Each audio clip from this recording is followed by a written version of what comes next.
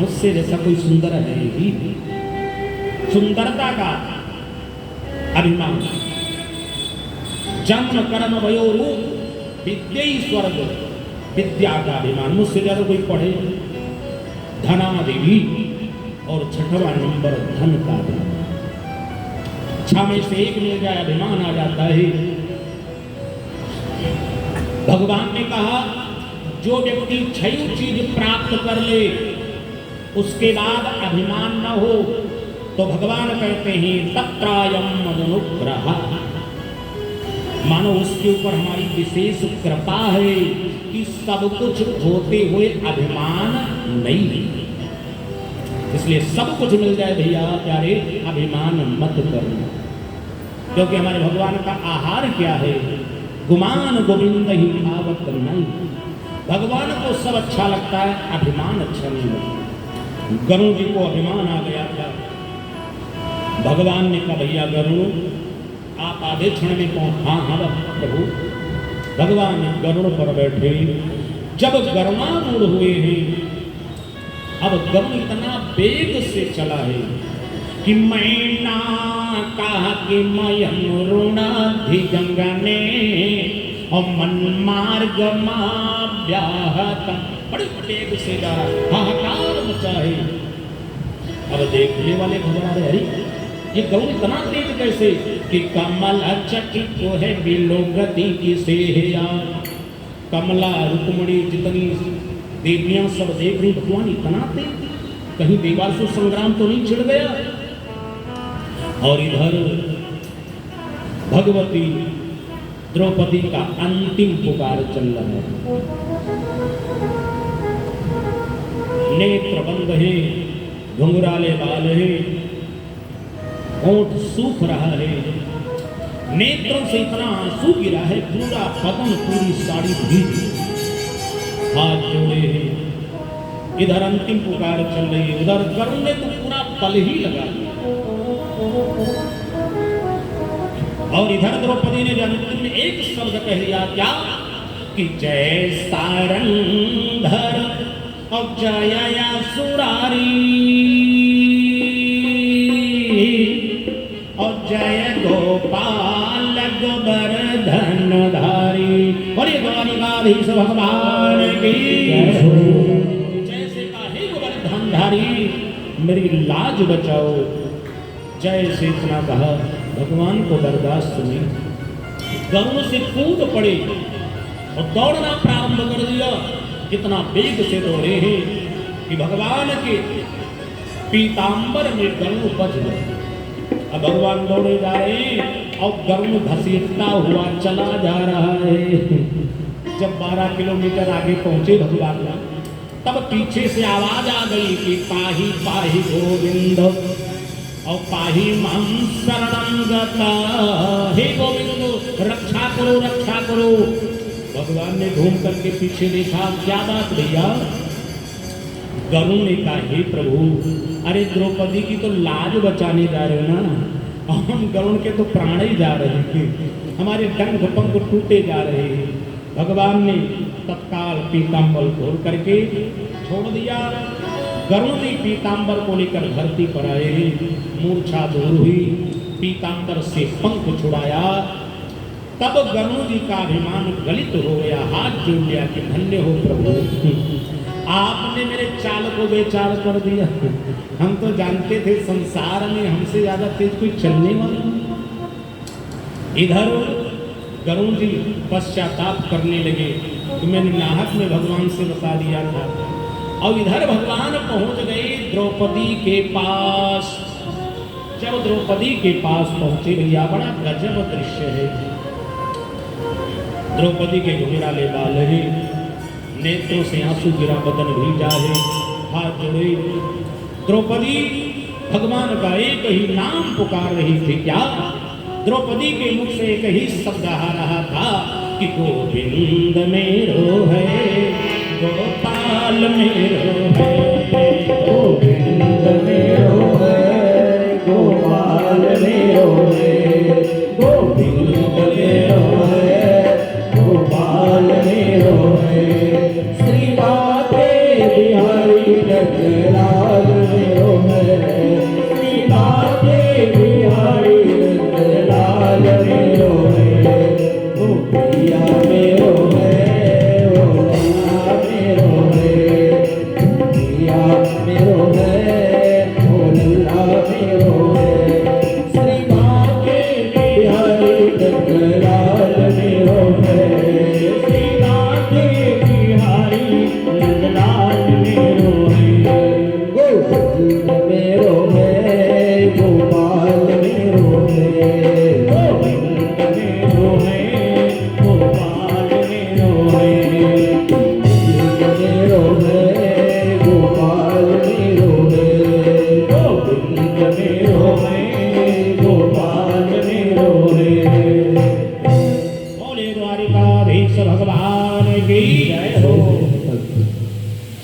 भगवान द्रौपदी के नजदीक में पहुंचे तो देखा रही इसके तो नेत्र बंद हैं, अभी देखी नहीं। भगवान द्रौपदी के कानों में कहना प्रारंभ किया, द्रौपदी देखा नहीं इसलिए कान ने बोलना प्रारंभ कर दिया, अरे बहन कि आँखियों घरे निहारतनी और बहिनी के गुहारों में भाई खड़ा, अरे बहन देख तेरा भैया कन्हैया आ गया। जैसे कानों में शब्द पड़ा, द्रौपदी ने नेत्र देखा, द्वारकाधीश भगवान का दर्शन किया। वही द्वारकाधीश भगवान की और भक्त भगवान का मिलन हुआ, भाई बहन का मिलन हुआ। द्रौपदी दौड़ करके कन्हैया को हृदय से लगा लिया और एक बात ऐसे कही कि हमारे भगवान को भी क्रोध आ गया। वैसे तो भगवान को जल्दी क्रोध नहीं लगता है, भगवान कहते हैं कोई मेरी मूर्ति चुरा ले जाए, नाली में डुबो दे, मूर्ति काट दे, मंदिर तोड़ दे, मैं नाराज नहीं होता, मैं तो जानता ही पागल है। सर्वम विश्वमयम जगत, मैं कण कण में हूँ, मैं अण अण में हूँ, मैं क्षण क्षण में हूँ, मुझे कौन मार सकता है, तोड़ सकता है। भगवान कहते हैं लेकिन मुझे क्रोध तब लगता है कि जो अपराध भगत कर करई और राम रोष पावक सो जरई। जब कोई व्यक्ति मेरे भक्त का अपमान करता है, मेरे भक्त को परेशान करता है, तब मुझे क्रोध आ जाता है। इधर जब द्रौपदी ने एक बात कही, भगवान को हृदय से लगाया और भगवान से एक बात कहा, कन्हैया कि ले चला नहीं कागती होती हमार कन्हैया। हे भैया आप बिल्कुल ठीक समय पर आए हो, ये थोड़ा विलंब कर देते तो हमारी क्या दशा हो, मैं तुम्हारा नाम लेकर के प्राण छोड़ देती, मेरी लाज जाने वाली थी। जैसे इतना कहा, भगवान ने द्रौपदी के आंसू को पूछा, बहन घबराओ नहीं। बस भगवान का क्रोध बढ़ गया और ललकार दिया, बहन कि बाटे खड़ा वीर नायब देखबो और बागवी अन्नी बके घर मई। अरे बहन अब तेरा भैया कन्हैया खड़ा है, किसकी हिम्मत है द्रौपदी जो तुम्हारी तरफ आंख उठावे। भगवान का ये रूप देख करके द्रौपदी गदगद हो गई, मेरा भैया शेर कन्हैया आ गया है। भक्त भगवान का मिलन हुआ, भगवान ने कहा बहन चिंता मत करो। द्रौपदी ने कहा द्वारकाधीश एक बात पूछना चाहिए, पूछो। कन्हैया आपने आने में विलंब क्यों कर दी? पुकारती इतना समय बीत गया। भगवान ने हंस दिया, भगवान ने तो कारण बताया। भगवान ने कहा सुन बहना, मैं तो तुम्हारे पास था, सर्वम विष्णुमयम जगत, हम कण कण में व्याप्त हैं, हमें कहीं बुलाना नहीं पड़ता, बस जहां भक्त की हाँ भगवान वहां।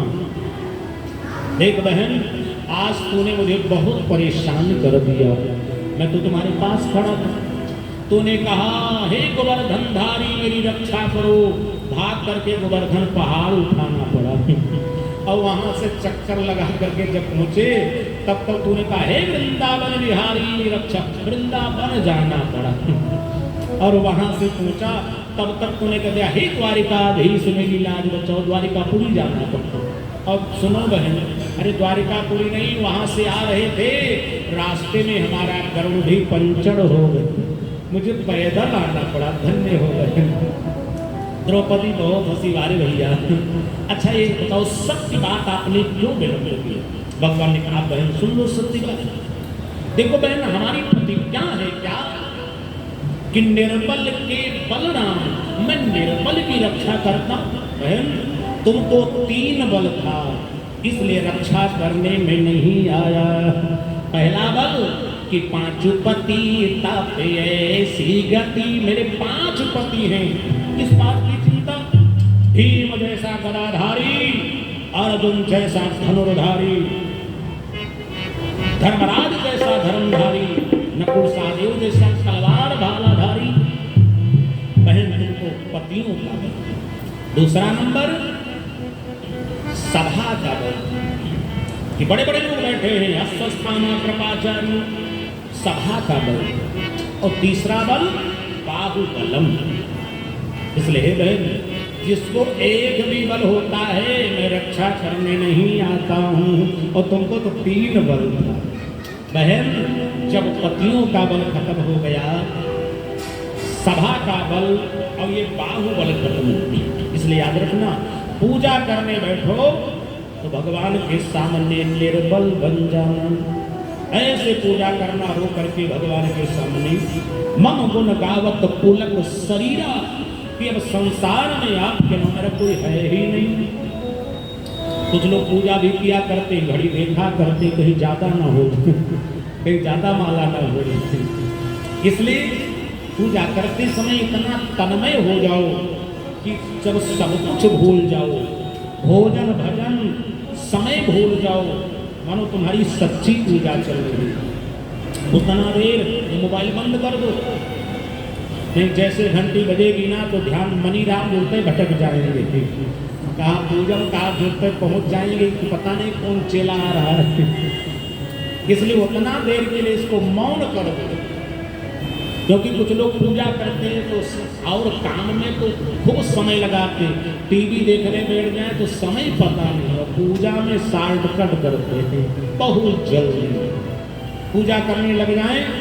कुछ लोग होते हैं ना, स्नान पूजन दोनों एक साथे करते, नहा के निकले, अगरबत्ती हाथ में पत्नी जलाए खड़ी है, ले लिए, हनुमान चालीसा प्रारंभ कर दिया, और इतना जल्दी पाठ करते हैं कि हनुमान जी भी नहीं समझ रहा है कि पाठ कर रहे हैं कि डांट रहे हैं। जहां लिखा है कि जलधि नांग गए अचरज नाई, तो क्या करते हैं, जल्दी नांग गए अचरज नाई।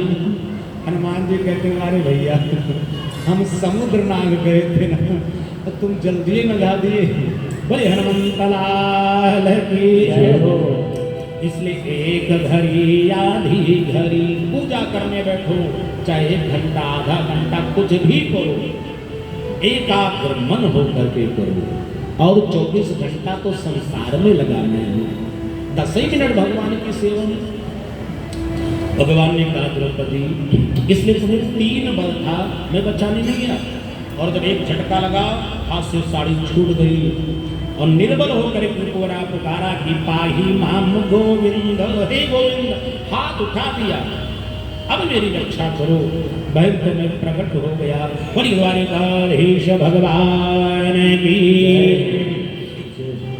भगवान ने द्रौपदी की रक्षा किया। देखो आज हमारी भगवान का 25वां अवतार है, ये भक्त के लिए अवतार लेते हैं, सो केवल भगतन हित लागी। जहां भी देखो भगवान का अवतार भक्त के लिए हुआ। आज भगवान का वस्त्रावतार है, 25वां अवतार, 24 अवतार सब जानते भाई, और ये वस्त्रावतार है। भगवान द्रौपदी के वस्त्रों में समाहित हो गए। इधर दुशासन जब साड़ी खींचना प्रारंभ किया तो द्रौपदी के शरीर से हजारों रंग की साड़ी निकलती है कि बैगनी हरेरी पेरी और रंग बहु तेरी, देखो हजारों रंग की साड़ी। देखने वाले घबरा गए। एक राजा ने कहा, भैया ये तो चाइना सिल्क है, हमारे देश की साड़ी। दूसरे ने कहा, अरे भैया ये तो बनारसी साड़ी। तीसरे ने कहा मेड़, किसी ने कहा नेपाल। अरे अब देखने वालों की दशा सुनो। जितने राजा निगाह लगाए बैठे थे द्रौपदी नग्न हो जाएंगी, उनकी दशा क्या हुई, आंख चकाचौंध हो गई, आंखें चौंधी आ गई। इतना लाइट निकल रहा था, तेज निकल रहा। अब जितने राजा हैं सब परेशान, समझ नहीं इतना साड़ी कहाँ से। एक राजा ने कहा, भैया समझ में नहीं आता, अरे इतनी साड़ी। एक राजा ने कहा, भैया ये असली साड़ी नहीं, बोले तब लगता है साड़ी की द्रौपदी बनाई गई है। दूसरे राजा ने कहा, अरे ये गुड़िया गुड्डा का खेल नहीं, वो देखो द्रौपदी हंस रही, बोल रही है, देख रही है, चल रही है। एक राजा ने कहा, भैया तो इतनी साड़ी का। एक राजा ने कहा, लगता वही छलिया कन्हैया की चाल है। एक राजा ने कहा, जो कुछ मूर्ख था, उसने कहा मुझे तो शंका है, कुछ पता मुझे लग गया। बोले क्या? कहा फ्री में सलाह नहीं देते। लोगों ने कहा इनाम देंगे, सही पता बताओ साड़ी कहाँ से आ रही। उसने कहा मुझे शंका है कि द्रौपदी के पेट में कपड़े मिलिए बने हुए। लोगों ने कहा बड़े मूर्ख हो, कहीं पेट में मिल बन सकते हैं। उसने कहा तुम मूर्ख हो, तब तुम्हारे दादा घर से साड़ी आ रही है कि सारी भी जो नारी है कि नारी भी जो सारी है कि सारी ही की नारी है कि नारी ही की सारी है। भगवान तेरी माया और कोई समझ नहीं पाया, कहाँ से सारी निकली किसी को कुछ भी पता नहीं चला। और इधर प्रियात्मा बंधुओं, दुशासन साड़ी खींचते खींचते थक, अब क्या करता है कि उठत खींचत बैठत खींचत और खींचत वहाँ थके। सब खड़े खड़े खींच रहा था, थक गया, अब बैठ करके खींचे। द्रौपदी देख करके हंस दिया ना, ये उठा बैठक लगा रहा है, अब ज्यादा देर खींच नहीं सकता। 10,000 हाथी का बल खत्म और 10 हाथ की साड़ी नहीं खत्म हुई। द्रौपदी भगवान पर प्रसन्न हो गई, धन्य हो द्वारिकाधीश। तब द्रौपदी ने दुशासन को ललकार दिया कि हाथ उठाया के बोलल द्रौपदी और खींचा दुशासन आगे रहे दे और छोटा परी हमारी सरिया और यह ताया पने में दारू कदई दे का कौन सकोचन दानन से अब बात परे परो बात कहे दे और तोरे बले न घटई सरिया। द्रौपदी ने कहा दुशासन, अब तुम्हारे हाथों से मेरी साड़ी खत्म होने वाली नहीं, यदि तू खत्म करना चाहता है तो उपाय कर। दुशासन ने कहा जल्दी बता दो, हमने प्रतिज्ञा किया है कि तुम्हारी साड़ी खत्म करना है। तब द्रौपदी ने व्यंग कर दिया, एक उपाय करो। बोले क्या करें? का तोरे बले न घटई सरिया, इसलिए काम करो। बोले क्या करें? का अपने बपवा अंधरा का पठई दे। बोलिए द्वारिकाधीश भगवान की। जैसे धृतराष्ट्र का नाम लिया, दुशासन थका तब मूर्छित हो गया, गिरा। और भाई दौड़ पड़े, कोई चल लाता है, मुंह धोता है। इधर द्रौपदी ने अस्त्र को समेट करके राजभवन से बाहर पहुंच गई। देवता फूल बरसाने लगे, चारों तरफ जय जयकार प्रारंभ हो गए। बड़ी द्वारिकाधीश भगवान की जय, बोले बाल कृष्ण लाल की जय। किसी कवि ने बड़ा सुंदर लिखा कि काह करे बैरी प्रबल और जो सहाय जगवीर और 10,000 गज बल घट्यो लेकिन घट्यो न 10 गज चीर। इसलिए प्रियात्मा बंधु, जो सच्चा मन से भगवान की भक्ति करता भगवान रक्षा करता। ये तो बहुत पुरानी कथा हम आपको सुना रहे हैं ना भैया, इसी कलयुग की कथा है। भगवान भक्त की कैसे रक्षा करते, प्रमाण। जो सच्चा भगत होता ना, भगवान रक्षा करते। कहते हैं कि पीछे पीछे मैं फिरूं और कहीं भूखा ना रह जाए। ये प्रत्यक्ष इसी कलयुग की कथा है। कबीरदास जी का सब लोग नाम जानते हैं। कबीरदास जी की रक्षा भगवान ने कैसे की। हम जब आचार्य संपूर्णानंद संस्कृत विश्वविद्यालय में कर रहे थे, तब जहाँ मंदिर में रुके थे, वहाँ के गुरु जी ने कथा सुनाई थी।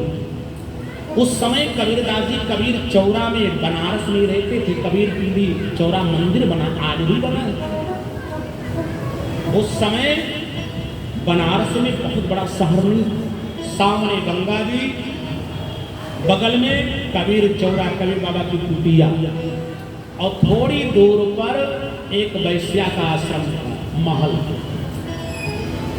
और बाजारों थोड़ी दूर हट के थोड़ी बाजार। तो संत जी ने कहा कि एक बार का समय है, वैश्या के यहाँ नाच गान प्रारंभ कर।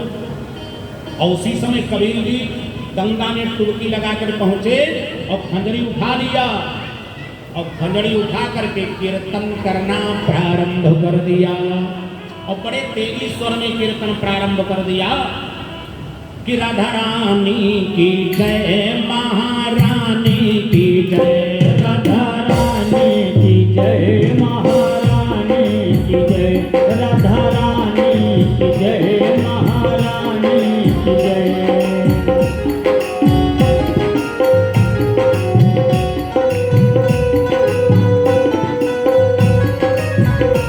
राधा रानी की जय, महारानी की जय, बोलो बरसाने वाली की जय जय जय, बोलो बरसाने वाली की जय जय जय।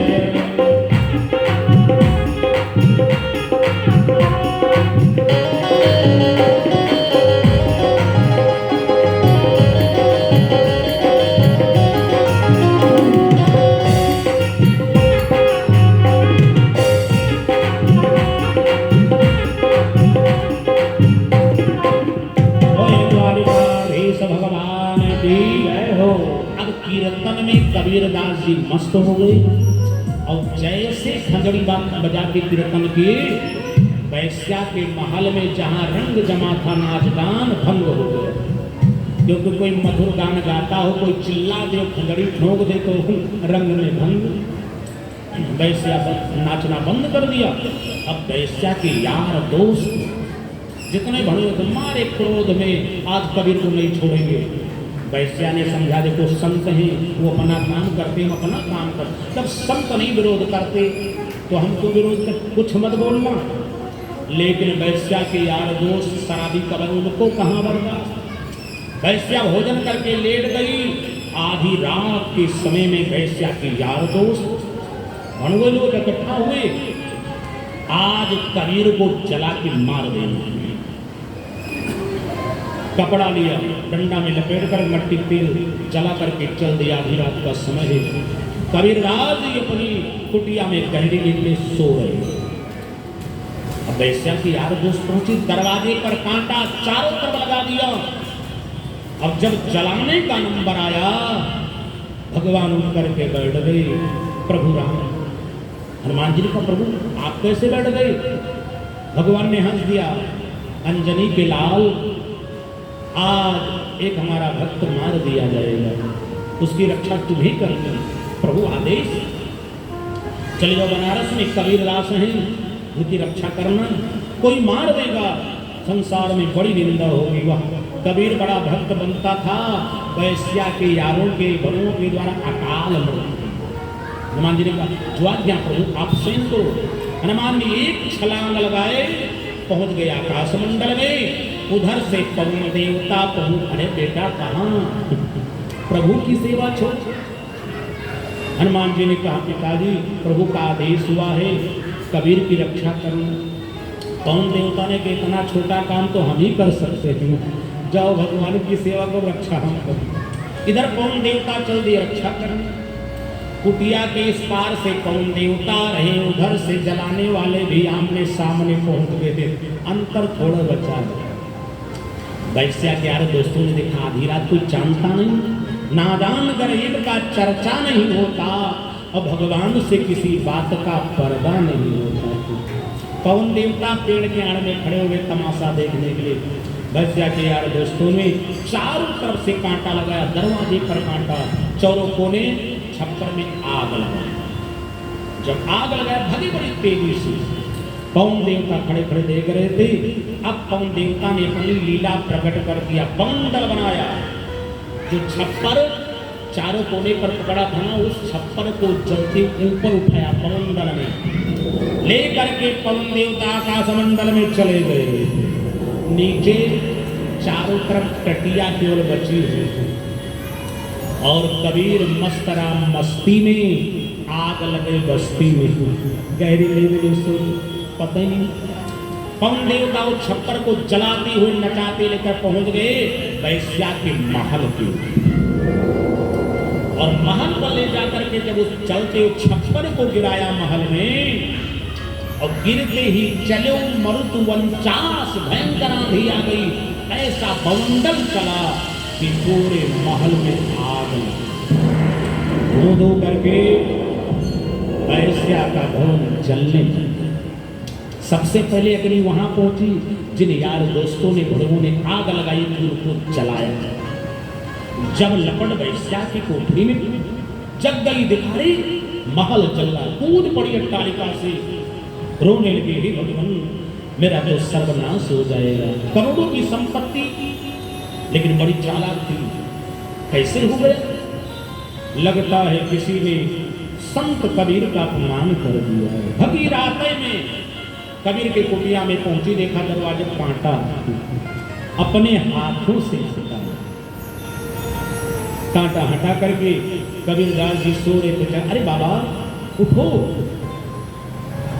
कबीरदास जी, अरे बेटी क्या बात? आधी रात के समय में मेरे कुटिया में, कल संसार के लोग क्या कहेंगे बेटी, क्षमा कर दो, सुबह मिल लेना। वैश्या रोने लगी, बाबा आप क्षमा की बात करते हो? अरे हमारा तो सर्वनाश हो गया, वह देखो लंका दहन। अच्छा बेटी कैसे? वैश्या ने कहा, मैं झूठ नहीं बोलूंगी। देखो कुछ हमारे यार दोस्त थे ना, भड़ुए थे, शराबी कबाबी, जब हमारे यहाँ नाच गान होता, खिचड़ी बजाते, भजन गाते थे ना, तो रंग में भंग हो जाता था। उन दुष्टों ने करामात की है कि आधी रात में आपके कुटिया में आग लगा, लेकिन पता नहीं वो अग्नि, वो छप्पर आपको नहीं जलाया, आकाश मंडल से होकर के वह हमारे महल पर पहुंच गया और सब स्वाहा हो रहा है। इतना कह करके रोने लगी।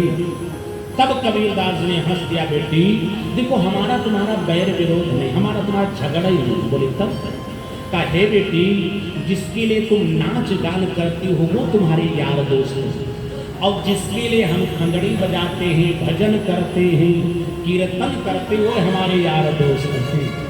इसलिए हमारी तुम्हारी लड़ाई नहीं है, यार यार की लड़ाई है। अब जिसके यार जीत जाएंगे उसी की विजय होगी। बोली द्वारकाधीश भगवान की कहा, ये तो यार यार की लड़ाई है।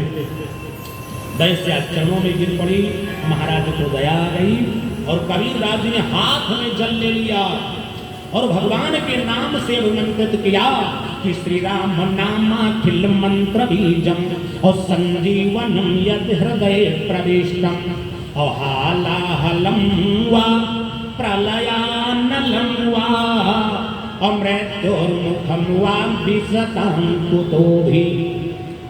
मंत्र पढ़ करके भगवत नाम और जल छीट दिया, तत्काल सारी अग्नि बुझ गई। यह है भगवान की भक्ति में शक्ति। भगवान ने इसी कलयुग में कबीर की रक्षा किया। नहीं आप लोग ये भी पढ़ते कि कबीर की अकाल मृत्यु हो गई। कहने का मतलब जैसे द्रौपदी ने भक्ति किया, भगवान ने रक्षा किया, कबीर ने भक्ति की रक्षा की, ऐसे हम लोग भी भक्ति करेंगे तो द्वारकाधीश हम सबकी रक्षा करेंगे। भगवान ने रक्षा किया। इधर भगवान के समझाने पर भी पांडव लोग, कौरव लोग नहीं माने। महाभारत हुआ, महाभारत में कौरव सैन्य का विनाश हुआ, अधर्म पर धर्म की विजय हो गई। इधर एक दिन अश्वत्थामा अपने परम मित्र दुर्योधन से मिलने गया। क्या देखा? रणस्थल में घायल अवस्था में दुर्योधन पड़ा, कराह रहा है, कर्म का फल भोगना पड़ता है। अश्वत्थामा ने कहा, मित्र दुर्योधन, हमने तुम्हारे राज्य वैभव को देखा, उस सत्ता को देखा, आज तुम्हारी ये दशा। दुर्योधन के नेत्र में आंसू। दुर्योधन कुछ बोल नहीं पा रहा। बोलेगा क्या? अवश्य में भोक्तव्यम कृतम कर्म शुभा शुभई, जैसी करनी वैसा फल, आज नहीं तो निश्चय कल। सगे भाई, पांडव लोग कोई दूसरे नहीं, सगे भाई के साथ इतना अत्याचार, अन्याय, अधर्म, उसी का परिणाम ही दुर्योधन दुशासन भोग। अश्वत्थामा ने कहा, मित्र अंतिम इच्छा। दुर्योधन ने कहा, अब हमारी अंतिम इच्छा क्या पूछते हो मित्र? देखो हम 101 भाई थे, सब मारे गए और पांडव 5 भाई थे, एक भी नहीं मर। अरे एक भी मर जाता तो संतोष तो हो। अच्छा यही बात है, चलो हम तुम्हारी अंतिम इच्छा पूर्ण करेंगे। एक नहीं, पांचों का सिर काट लाएंगे।